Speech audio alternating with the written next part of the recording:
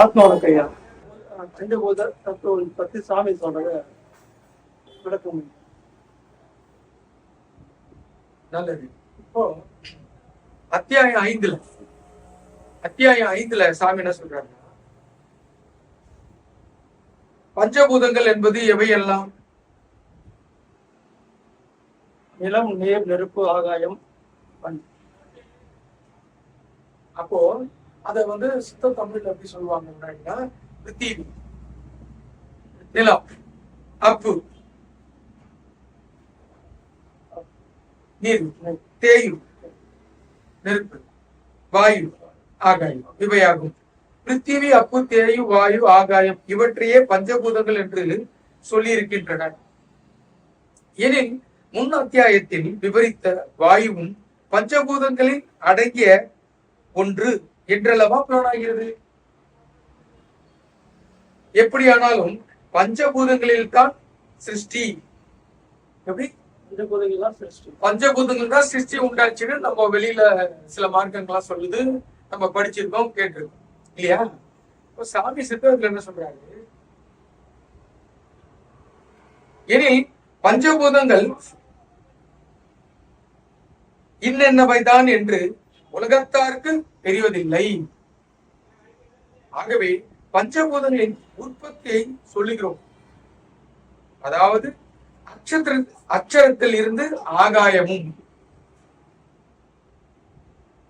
ஆகாயத்திலிருந்து வாயும், வாயுவிலிருந்து அக்னியும், அக்னியிலிருந்து அப்பும், அப்புவிலிருந்து பிருத்திவியும் உண்டாகின்றன என்று சொல்லப்படுகிறது.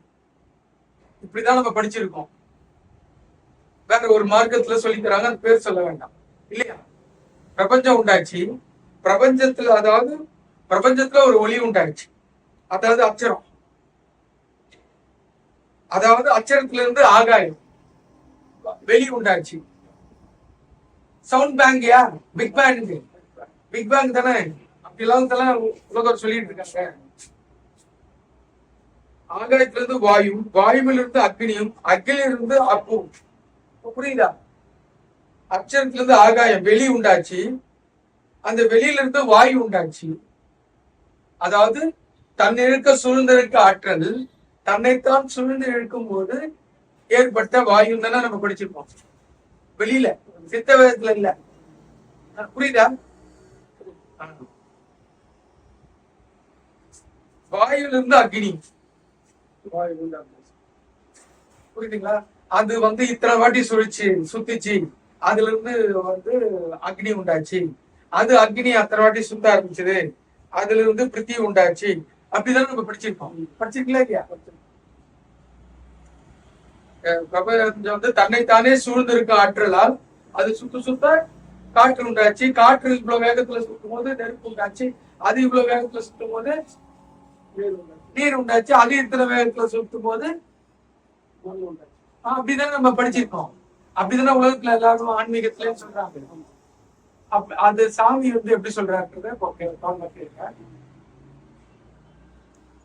அக்கிலிருந்து அப்புவும், அப்பிலிருந்து பிருத்திவும் உண்டாகின்றன என்று சொல்லப்படுகிறது. பிருத்திவி என்று சொல்லி வருவது பூமியும், அப்பு என்று சொல்லி வருவது ஜலமாகும் இல்லையா? அந்த ஜலத்திலிருந்தே பூமி உண்டானது என்று சொல்லுகிறார்கள். இதை நாம் ஒரு காலம் நம்புவதற்கு இடமில்லை. இந்த விஷயத்துல நீங்க தெளிவா இருந்தா மட்டும்தான் சித்த வேதமும் சித்த வித்தையும் புரியும். சித்த வித்தை புரிஞ்சா மட்டும்தான் நீங்க சித்த வேதம் படிக்கணும்னா கூட இந்த அனுபவங்களை நீங்க உணர முடியும். நீங்க பழைய மகான்களோட வார்த்தைகளையும் விளக்கங்களையும் புடிச்சுக்கிட்டு சித்த வித்தை நீங்க அபியாசம் பண்ணீங்கன்னா உங்களுக்கு புரிதல் உண்டாகாது. அதனாலதான் இன்னைக்கு நிறைய பேரு உடல் உபாதைகள்ல குண்டலினி சக்தி நம்ம நிறைய சேர்த்துக்கிட்டு சக்தி எது சிவம் எதுன்னு தெரியாம உடல் உபாதைகள் ஏற்பட்டு சமீப காலமா சித்த வித்தை பெற்றும் செத்து போயிட்டு இருக்காங்க. நீங்க ஒத்துக்கலனாலும் இதுதான் சக்தியை நீங்க நடந்துகிட்டு இருக்கோம். அப்போ 5வது அத்தியாயம் கண்டிப்பா நீங்க வேற நான் சாமி அந்த மார்க்கத்தோட பேரை சொல்லக்கூடாதுன்றதுக்காக இருக்கேன். ஐயாவை காட்டுப்பாங்க. நம்ம சொல்லக்கூடாது. ஆனா அந்த மார்க்கத்திலிருந்து வந்த அநேக ஆத்ம சகோதரர்கள் நம்மளோட கொள்கையில் இருக்காங்க. ஆனாலும் பற்றுடன் அவர் சொல்லி கொடுத்த விஷயத்த படிச்சுட்டு இருக்காங்க. நான் எப்போ ஐயாவை பாக்குறேனோ அப்ப அவர் முகத்தை காட்டு, நான் எப்போ பேச ஆரம்பிக்கணும் என்ன காட்டு, அப்படியே பக்கத்துல இருக்கிறதையும் காமிச்சுக்கணும். டக்கு டக்குன்னு சுத்தப்படாது. அதுக்கப்புறம் சாமி என்ன சொல்றாரு? ஏனென்றால் பூமி என்கின்ற ஓர் அவஸ்தை, அதாவது நிலைமை இல்லாவிட்டால் ஜலம் முதலான யாதொரு பொருளும் உண்டாகாது. அதாவது பூமின்ற ஒரு அவஸ்தை, நல்லா புரிஞ்சுங்க. அவஸ்தைன்ற சாமி, அதாவது நிலைமை இல்லை என்றால் ஜலம் முதலான யாதொரு பொருளும் உண்டாகாது. ஏன் அப்படி சொல்றாருன்னா, பூமியில் தான் ஜலம் இருப்பது. பூமியில் தானே ஜலம் இருக்கு. ஜலத்தில் பூமி நிற்கின்றதில்லை. நல்லா யோசிங்க. இப்போ நிலம் இருக்கு, தண்ணி இருக்கு. தண்ணியை இப்படி நான் விட்டுறேன், அந்த தண்ணி கீழே ஊத்துமா அங்க நிக்குமா? ஆனா பூமி நிக்குதா? கீழே போயிடுச்சா? பூமி நிக்குது. சுத்துதுன்ற அப்புறம் இருக்கட்டும், பூமி நிக்குதா கீழே வந்துச்சா? நிக்குதா கீழே வந்துச்சு. இப்போ பூமிக்கு மேல இப்ப நம்ம தண்ணியை ஊத்துறோம், அது எங்க வந்து சேருது? நிலத்துல வந்து. ஏன்? அது வாயுல தானே இருந்தது, அங்க போய் சேர்ந்துடணும்ல. புவியீர்ப்பு விசை வந்து அதிகமா இருந்தா அப்போ நீர்ல இருந்து நீர் ஏன் நீரும் நிலத்தோட சேர்ந்துச்சுல. ஆனா நீர் வந்து எவ்வளவு இருக்கு? அதிகமா இருக்கு. முக்கால்வாசி இருக்கு. பூமி வந்து கால்வாசி இருக்குன்னா இதோட பொருள் என்ன? ஆக்சுவலி வாட்டர் வந்து 3/4 ஃபுல்லா இல்ல, மேல ஒரு லேயர் தான் கவர் பண்ணிருக்கு. இது என்னைக்கு யார் சொல்றா? சயின்ஸ் இப்பதான் சொல்லுது. இல்லப்பா, மொத்த எர்த்தையும் கவர் ஒரு லேயரா தான் மேல இருக்கு, ஃபுல்லா ஃபில் பண்ணி இல்ல. இப்ப சயின்ஸ் சொல்லுது.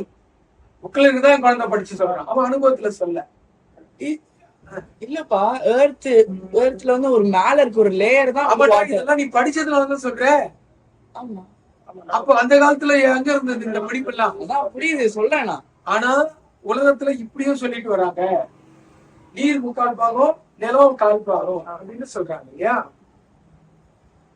ஜலத்தில் பூமி நிற்கின்றதில்லை. காரணம், சமுத்திரம் என்று சொல்லப்படுவது பூமியில் ஜலம் நிறைந்திருக்கிற ஒரு பெரிய பாகமாகும்.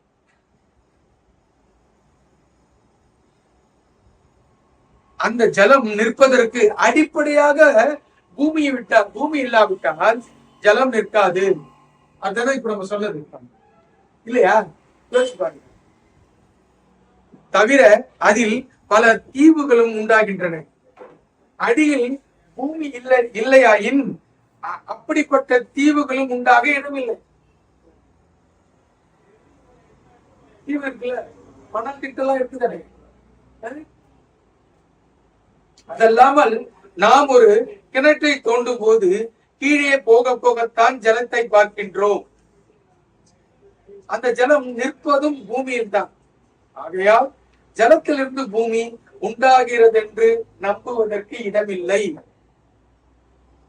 என்ன விளக்கமா சொல்லணும்னா, அது அப்படியே இருக்கட்டும். நாம் இப்பொழுது நினைக்கின்றபடி பஞ்ச பூதங்களை கொண்டு சிருஷ்டிக்கப்படுகிறது என்று ஒரு காலமும் நம்புவதற்கு இடமில்லை. ஏனென்றால் பஞ்ச பூதங்களில் பிருத்திவி என்று சொல்லும் பூமி, அதாவது மண்ணும், அப்பு என்று சொல்லும் ஜலமும், அதாவது தண்ணீரும், தேயு அதாவது அக்னி என்பது தேஜஸும், அதாவது பிரகாசமும். தேஜஸ்னா பிரகாசம், அக்னியிலிருந்து வெளிப்படுது என்ன? அதான் நம்ம காரணமா எடுத்துக்கணும். வாயு என்பது சலித்து கொண்டிருக்கிறதும், அதாவது காற்றும். ஆகாயம் என்பது காண முடியாததும், மிகவும் பிரசித்தி கொண்டிருக்கின்றதும், அதாவது வெளி அல்லது காலியாகும். இந்த இடத்துல ஒரு முக்கியமான விஷயம் நீங்க கவனிக்கணும். வாயு என்பது சலித்து கொண்டிருக்கின்றதும் சொல்றாங்க. போன பதிவுல நம்ம சொன்னோம்ல, நம்ம வாயுனா எல்லாமே வாயா, ஏன் போகிறது வாயு, கீழ் வழியா பிரியறதும் வாயு, கொட்டாவி விடுறதும் வாயு. அப்ப இத்தனையுமே யாரு? ஜீவசக்தியான வாயா? அதுதான் சொன்னீங்கல்ல, இப்ப சொன்னீங்க. மறுப்பும் உண்டாகுது. இந்த தெளிவு வந்தா மட்டும்தான் சித்த வேதம் சித்த வித்த புரியும். அப்போ சாமி என்ன சொல்லிட்டாருன்னா, முதல்ல தேர்ந்த தேர்ச்சியே சலித்து கொண்டிருக்கின்றன்னு சொல்லிட்டாரு. அது ஆவியாக்கணும்ன்ற. அப்போ எங்க இருக்கு பிராணன்? பிராணன் அபானன் 2 10. ஆக்சுவலா தசவாயிகள் 10. அதுல பிராணன் அபானன் மட்டும் 2 எடுத்துக்க. ஏன்னா உண்டாயிடுச்சு. அபானத்தையும் கழிச்சு பிராணனா ஆகிற முயற்சியிலதான் நம்ம பயிற்சி. அதெல்லாம் தசவாய்க்குள்ள ஒண்ணு வாய்ப்பு. இங்க 2 தான் நம்ம எடுத்துக்கணும். அதுதான் துவைதா அத்வைதா. பல விஷயம் இருக்கு. அப்போ எதெல்லாம் நம்ம உலகத்துல இது வரைக்கும் கேட்டோமோ அதெல்லாம் அசத்தியம். சத்தியம் என்னது என்று உணராமல் அறியாமல் இருக்கு. நீங்க வேற ஏதாவது மார்க்கத்திலயோ கொள்கையிலயோ இருந்துக்குங்க. ஆனா சித்த வித்தையை அனுசரிச்சீங்க அப்படின்னா, சிவானந்த பரமஹம்சர் என்ன சொல்றாரோ நீங்க அதை கேட்டாதான் சித்த வித்தை புரியும். அப்ப ஏன் எல்லாம் மரணிக்கிறாங்க அப்படின்னா, சித்த வேதம் புரியல, சித்த வித்தையும் புரியல. நமக்கு சித்த வேதம் எல்லாம் நல்லா படிச்சு சொல்லி காமிச்சிட்டு நமக்கு மிருக கதி தான் சுட்டி காட்டுறாங்க. அந்த வித்தையை மிருகங்கள் வாயிலாக, மிருகங்கள்ல தேரை, ஆமை, உயர்ந்த வகை ராஜநாகம் இவற்றின் மூலமாக கண்டுபிடித்து பிற்பாடு அதை வளர்த்தினார்கள். அந்த ரகசியம்தான் வாசி யோகம். சித்தவேத புக்ல சாமி என்ன கதி எடுக்க சொல்லி தர்றாரோ அது சொல்லி தரல. ஏதாவது யூடியூப்ல பாட்டு ஊது ஊது மேல ஊதுனா நீ ஊத்தக்கூடாது. இப்போ ஆரம்ப நிலையில் இருக்கும் போது சித்த வித்தையை முதல்ல நீங்க உணர்ந்தா மட்டும்தான், சித்த வித்தைன்னு என்ன நீங்க தெரிஞ்சா மட்டும்தான் அடுத்த படிநிலை. அதெல்லாம்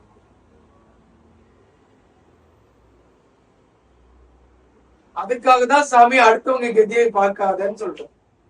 அடுத்தவங்களுக்கு அவங்களோட சித்தத்துக்கு ஏற்றா போல் வித்தை கிடைக்கும். அதுதான் சித்த வித்தை, சித்தத்தோட வித்தை. சித்தம் என்பது ஆத்மா.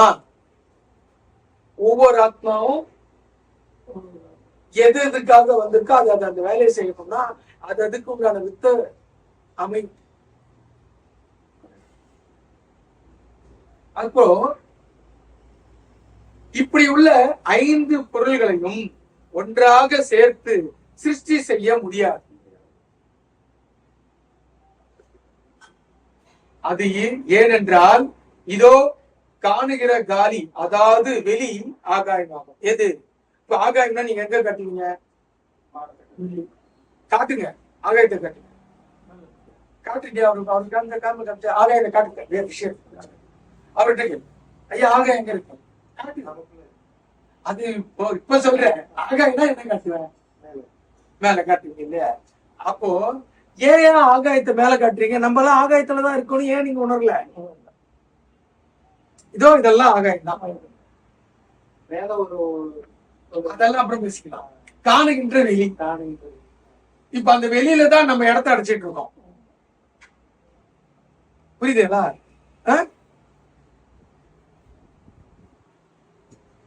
அது என்ன? இதோ காணுகின்ற காலி, அதாவது வெளி ஆகாயமுகம். இதை பிடித்து பாக்கியுள்ள 4 பூதங்களோட சேர்க்க முடியுமா? இப்ப நான் வெளியே பிடிச்சிட்டேன். இதுல இருந்து மத்த 4 உண்டாக்க முடியுமா? உங்களோட கான்செப்ட் இதுதானே? முடியாது. அதை இன்னும் நம்ம நிறைய பேசலாம். இதை பத்தி நம்ம புரியணும். நம்ம டைரக்டா 5வது அத்தியாயத்தை படிச்சுட்டு இருக்கோம். அப்போ முன் அத்தியாயத்திலேயே வாயுனா என்னன்னு சாமி சொல்றேன்னு சொல்றாரு. அப்ப 4வது அத்தியாயம் படிச்சிருக்கணும். 3வது அத்தியாயம் எப்படி இருக்கணும்? வாயுனா ஏது ஈஸ்வரன் 1, 2 படிச்சிருக்கணும். அது புரிஞ்சிருக்கணும். ஐயா பிரித்தி பஞ்சபூதங்களை பற்றி கேட்டதுனால இது சொல்ல வேண்டிய கடமைக்கு ஆயிடுச்சு. புரியுதுங்களா?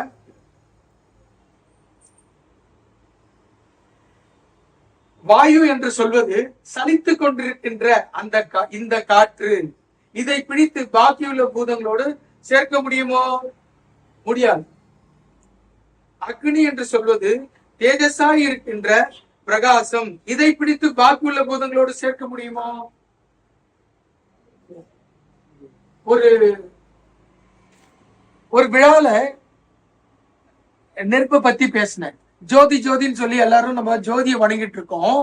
அந்த ஜோதிக்கு சித்தவத்துல எது அறிவாய் இருக்க வேண்டுமோ அது அறிவில்லைன்னு சொல்றாரு.